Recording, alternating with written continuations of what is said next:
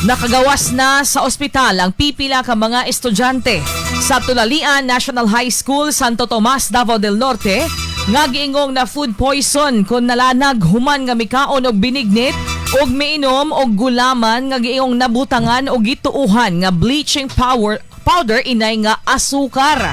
Sumala ni School Governance and Operation Medical Officer 3 Mercedita Pag-ong nga upat na lang ning kasamtangan ang anaa karon sa ospital.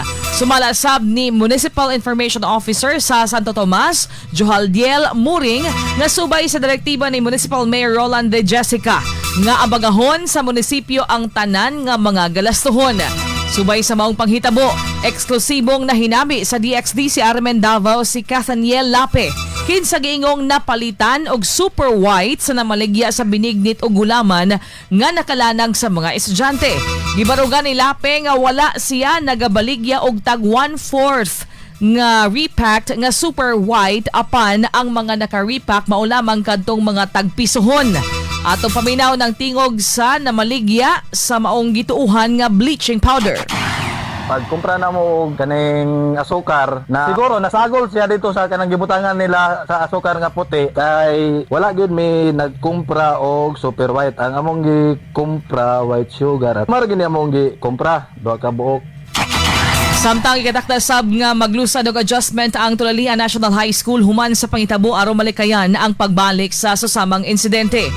Bisita usab sa DepEd medical personnel ang school canteens diin na maligya pa diin dunay pangagipamaligya ang asosasyon og mga pagkaon. Ingon man gipahinumduman nga dunay mga DepEd orders nga kinahanglang tumanon. Ato paminahon ang tingog ni Jocelyn Cardinal, School Governance and Operation Nurse 2. Naapod diri ang ato ang DepEd Order number 13 series of 2017 nakabutang pod diha na unsang mga pagkaon dapat pamaliton diri sa eskwelahan na dili lang ta basta-basta mag-display o mamaligya og mga pagkaon labi na ang mga bata ang ato ang mga consumer. Sa karon, nagpadayon ang investigasyon o nagpabilin sa estasyon sa kapulisan ang giingong responsable sa pagkalanag sa mga estudyante.